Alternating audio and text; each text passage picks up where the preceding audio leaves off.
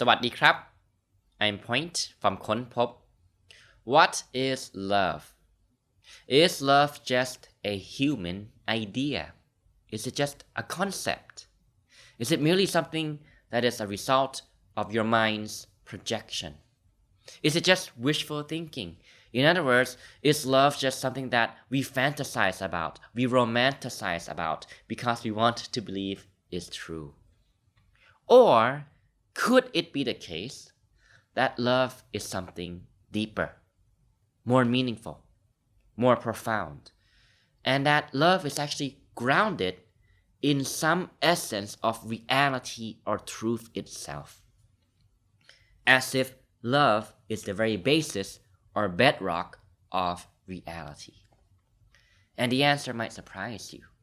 The answer is simply yes. Love is universal. Love is reality itself. Love is truth. It is a universal characteristic and not just a human trait or human characteristic. It is love is here and now. It is found in the present moment. It is found within us and all around us. This is what many of the wise teachers would say. The wisest of the wisest would say. And the thing is this. If we really begin to do this work of self-reflection, really honestly self-reflect, really honestly contemplate on the nature of your experience, really do work on meditation, practice meditation, practice feeling between the gaps of the words or the thoughts that your mind produces, again, as many meditation teachers would point us towards. You will begin to realize this as truth. You will see it more clearly, bit by bit, bit by bit.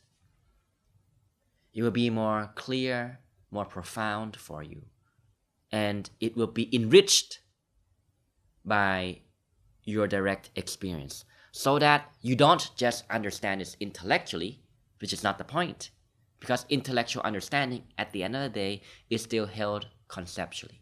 But that you will understand this in terms of your direct experience, in your embodiment.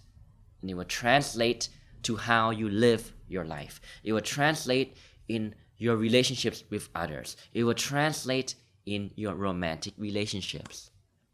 It will translate how you conduct yourself. It will translate into how you see reality and see life.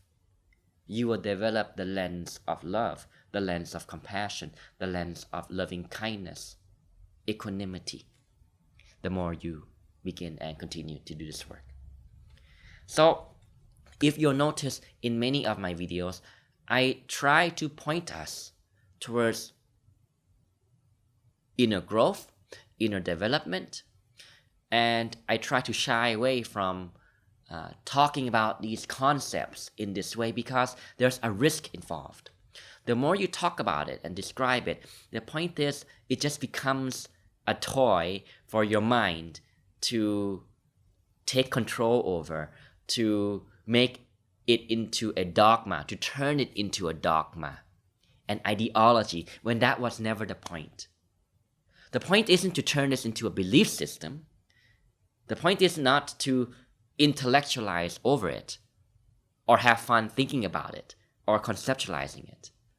The point is to prove this for yourself in your direct experience. The point is to become it. Excuse me. So in that sense, life is not about getting something. It's not about getting love from somewhere. It's about becoming. It's about who you become in the process. It's about the journey and the process of growth itself, not the destination. So I want to take this conversation and present it this following way in order to help us be able to translate it into our life in a more meaningful and practical way. And I begin by borrowing something that a dear friend of mine once said and taught me.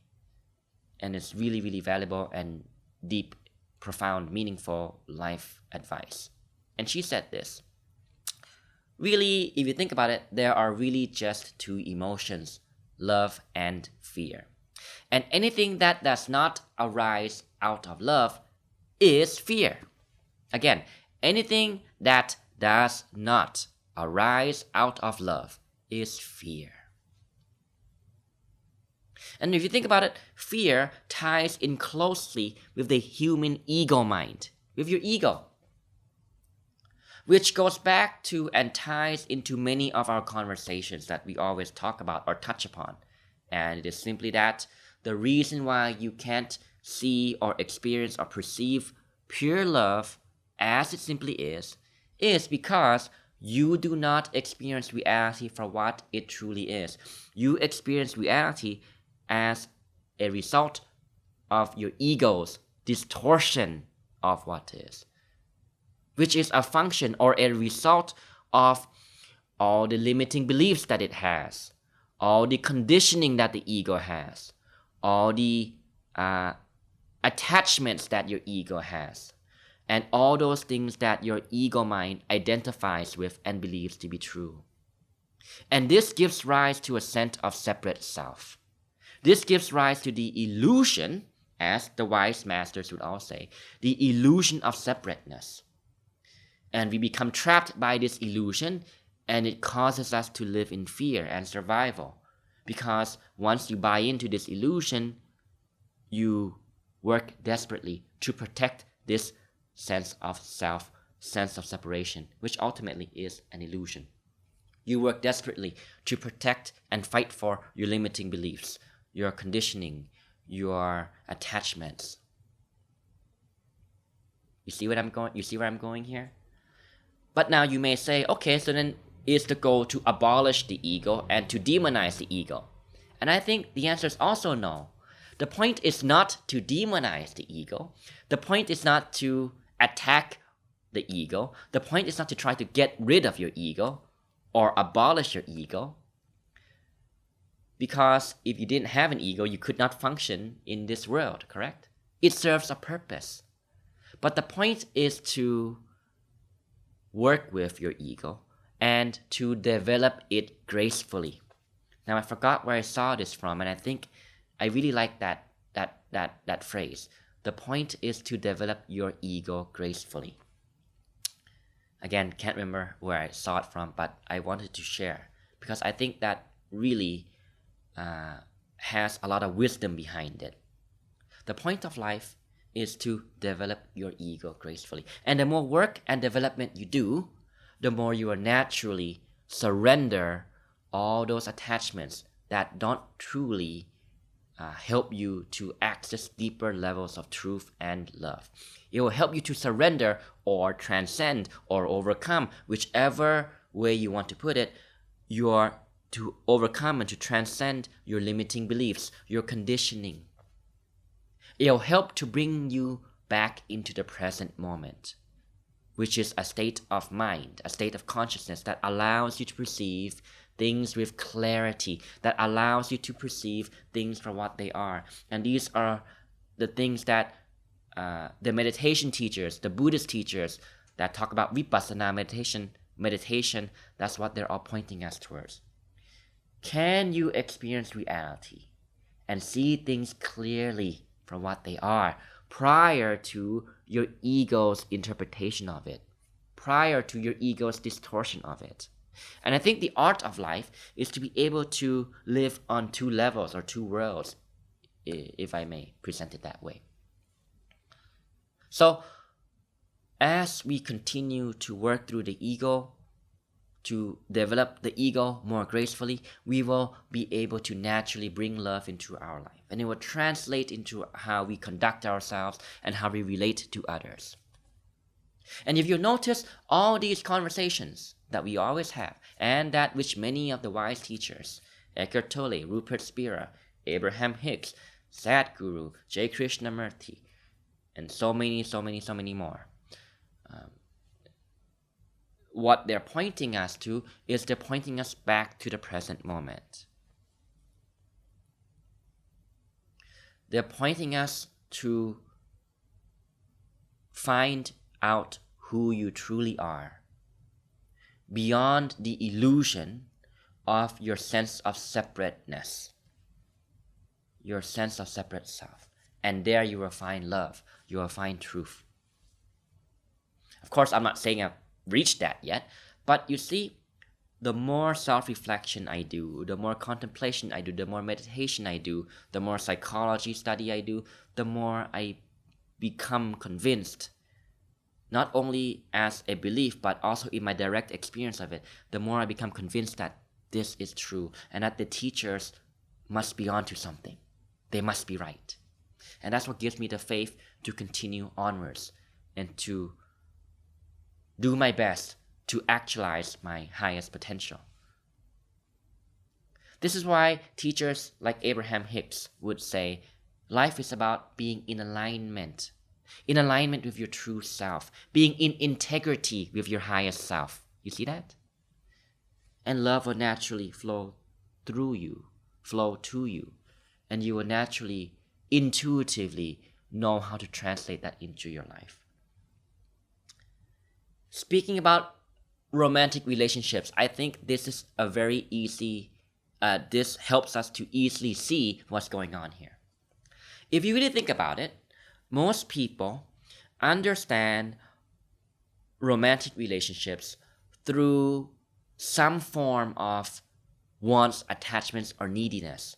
For example, they might want to be seen with a partner. They might want to feel loved. They might want to feel wanted. They might be seeking in love in other places, not realizing that love must be realized from within.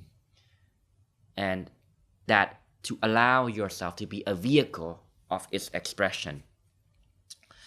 And therefore, when we live life through this sense of neediness, clouded by or driven by the ego's attachments, desires, conditioning, belief systems, then ultimately it can lead to rather dysfunctional relationships. But again, the point is not to demonize the ego, because these wants and desires are a natural part of life. But the point is to allow relationships, especially romantic relationships, to be a vehicle for growth, for your growth. To allow it to be a vehicle to bring yourself back to who you truly are and find that love and power within. And in that sense, a romantic relationship can be something that is really beautiful, that helps one to develop and actualize their true self, their true potential. But unfortunately, this is still quite rare in a day and age. But the good news is, every single one of us has the power and potential and capability to actualize it, to bring yourself back into alignment with who you are. And I borrowed these concepts from Rupert Spira, where he once said something that may sound negative on the surface level, but it's really, really beautiful and deep if you really think about it. And he said that, you must get to the point, I'm paraphrasing, but he said something along the lines of, you must get to the point where you are able to look at your romantic partner in the eyes and tell them that you love them deeply, but at the same time, you don't need them. Because think about it, shouldn't love be embracing? Shouldn't love be all-encompassing and accepting? You love them unconditionally. You don't need them to be any other way in order to suit what you like, what you prefer, in order to suit your desires. And one who is able to do this is one who is in touch with and in line with love. One who, he or she is one who is in line with their highest self, with their true self, with spirit. And their life becomes a beautiful, playful expression of that love. And I just want to share that in today's video. I know this topic was a bit unusual perhaps, and very profound, I think, but still nonetheless intellectual. So our work is to remind ourselves that the point is not to hold this as an intellectual understanding. but the point is to do work on ourselves, to take back control, to take back responsibility for how you feel, your emotions, your thoughts, your attitudes, your beliefs, and to really ponder and examine the nature of your experience. What is behind the illusion of the veil of the ego? What is behind thoughts? And as many of the teachers would say, once you're able to see the gaps between the thoughts, the presence, the stillness, love, which is eternally here now, you will become more loving. It will shower you, so to say. It will come into your life and it will guide you, and you will know intuitively how to conduct yourself from a place of love, not a place of fear or ego. Hope this was food for thought. Hope it inspires you a bit in the spirit of Valentine's Day, in the spirit of love. I know it's a bit late, but still. And I hope this motivates and inspires you to continue along with me on this journey of self-growth and self-actualization. Because I too have much more work to do. But once you get to a certain point, it becomes really fun. Because guess what? You fall in love with the process and the journey, not the destination itself. It's not about getting something. It's not about going somewhere. It's not about arriving at some destination. It's not about getting this, that. It's not about getting a relationship. It's not about getting a material object. Those things can be good, but ultimately you cannot depend on them for happiness. Rather, it is about who you become. It is about embodying deeper and deeper levels of love and allowing that to work through and translate into your life. Okay, hope this was valuable for you. Do share with me in the comments what you thought about this video. If you found it valuable, please do give it a like, share, and subscribe to my channel. I will see you next time. สวัสดีครับ